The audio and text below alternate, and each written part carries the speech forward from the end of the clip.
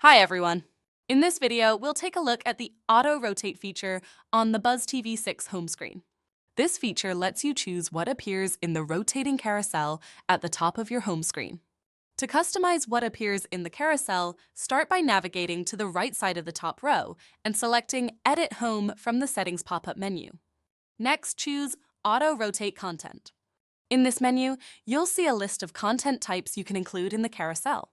These options can include favorites groups, recently watched, or your own custom groups from live TV, VOD, and TV series from all your added servers. You can select as many categories as you like, but keep in mind that only 10 items can appear in the auto-rotate area. The app will randomly choose from your selected categories to fill those slots. By default, all categories are enabled. You can also use the yellow and green color buttons on your remote to change the order in which these categories appear. This lets you prioritize what shows up first in the rotation.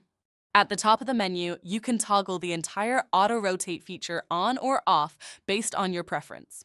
And that's it. With auto-rotate, you can bring your favorite content right to the front of your BuzzTV 6 home screen.